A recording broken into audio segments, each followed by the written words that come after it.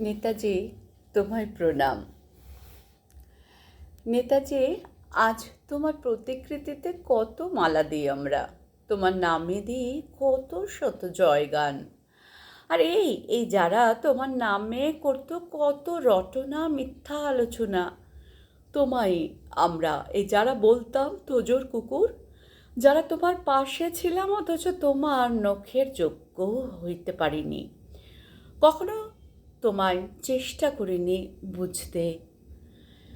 আজ তারাই মিটিং মিছিলে তোমার নামে জয়ধ্বনিতে চারিদিকে আক্ষেপ। আহা, যদি আর একটা নেতাজির জন্ম হতো এদেশে, আর তার কাঁধে চড়ে স্বাধীনতার আস্বাদ নিয়ে তাকেই নিংড়ে ছুঁড়ে ফেলতাম, তার এই নোংরা রাজনীতিতে ভরে ফেলতাম সারা দেশটাকে।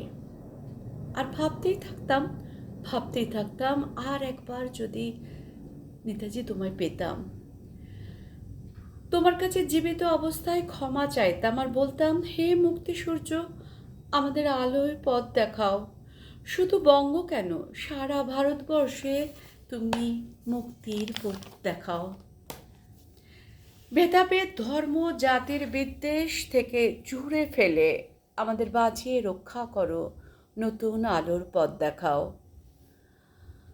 আমরা বাঙালি, আমরা ভারতীয় বলে নিজেকে গর্ব করি, অথচ সেই আমরা এত নিকৃষ্ট যে যে মানুষটা নিজের সর্বস্ব, নিজের জীবন, সুখ, প্রেম সবই বলি দিয়েছে দেশের স্বার্থে, যে মানুষটা সিঙ্গাপুর, জাপান, জার্মান, বিদেশ, দিল্লি ছুটেছেন শুধু দেশের স্বার্থে, গড়েছেন একটা আস্ত আজাদ হিন্দ ফৌজ, বলেছেন তোমরা আমায় রক্ত দাও, আমি তোমাদের স্বাধীনতা এনে দেব, যাকে মেনে সম্মান দিয়ে দেশবাসী তাদের সমস্ত অর্থ সম্পদ সব দান করেছেন, যার সততাই ছিল মূলধন, যাকে আপামো জনসাধারণ নেতা মেনেছেন, যিনি বিশ্ববরেণ্য নেতা, সেই প্রণম্য মানুষটিকেও আমরা তাকে প্রাপ্য সম্মান থেকে বঞ্চিত করেছি, যিনি গোপনে আস্তানা খুঁজেছেন অথবা অতর্কিতেই মৃত্যুবরণ করেছেন। সেই পাপ কি আমরা সারা জীবন পাপবিদ্ধ হলাম না?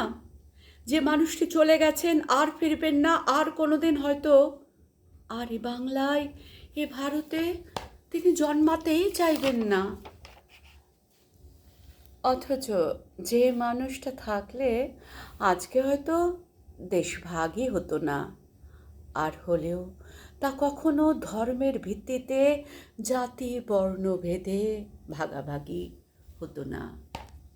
তাকে প্রণাম আমায় অন্তরের।